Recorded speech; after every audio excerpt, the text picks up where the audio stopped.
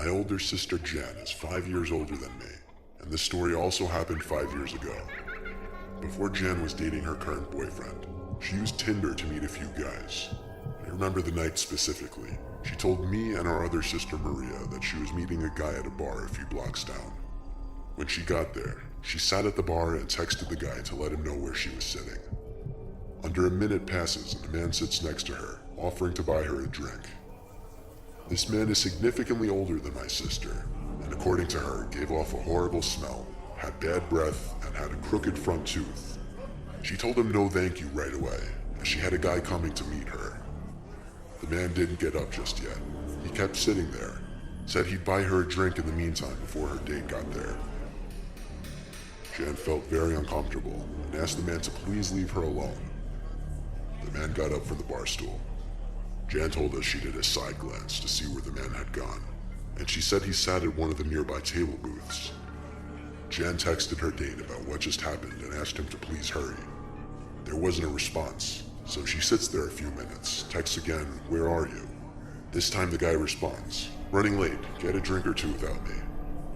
Now, this was an odd text for a guy to send to a girl he's meeting.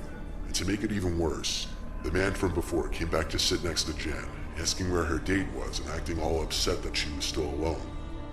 My sister responded to the man once or twice, then had enough and asked him to please leave her alone once again. She texted her date one more time, saying, "Sorry, I'm gonna leave." And as she sent it, the man's phone, which she left on the bar, vibrated. My sister immediately put two and two together and said she's going to the bathroom. I remember she called our sister Maria asking what to do. Maria told her just leave and drive home. I listened in on the conversation. When Jan left the bathroom, the man was no longer anywhere to be seen in the bar, which I'm sure she found to be a relief. She went straight to her car and started driving home. It's a very linear and short path from that bar, and she was home in probably a couple minutes. When she pulled up in the driveway and started walking to the front door, she noticed another car pull up across the street. It didn't stop directly in front of the house across the street. It stopped one house over. Jan came inside, and from here on, I can tell this story from my own point of view. Maria and I came to greet Jan and ask her what happened. She went to the window and creased the blinds to look outside. She told us there was a car out there before, and she was worried it followed her. But when all three of us looked through the blinds, we didn't see a car out there. So she told us the unsettling story of what happened at the bar. Maria did a better job at comforting her than I. Girl thing, I guess. I did tell her that if that man ever stepped foot near her again, I'd kick his ass. Later on, we all went to our rooms and did our own thing. I was playing Far Cry 4 on my computer when I heard the horrible sound of both my sisters screaming. Let me shift back to Jan's perspective for a second. She was on her phone in bed when she got a text from that number. It said, "Hey, I'm so sorry, I didn't see your text until I got to the bar." Jan didn't answer that, so he sent a follow-up text saying, "I'm gonna meet you at your house. Which window is yours?" Jan called Maria to come to her room to look at the text. As they talked for a little bit, figuring out what to do, Jan's window slid open and someone tried pushing their way through the roller shade.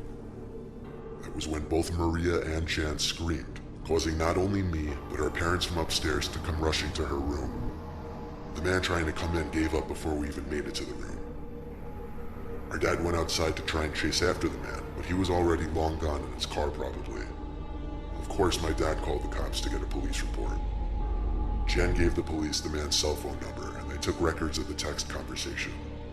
They said they were going to do what they could to trace the number, though it could take a few days. My dad was contacted after the weekend by the local police station, and they asked him to come in. At the station, they said they traced the number to be a fake number through some app, and that there was no guarantee they could trace the use back to a specific phone. My dad asked them to do whatever they could. Weeks passed and we never heard from the police, but we all slowly started to forget about it. You can never really understand people's motives and how they think they'll get away with some things, like climbing into a girl's window, for instance.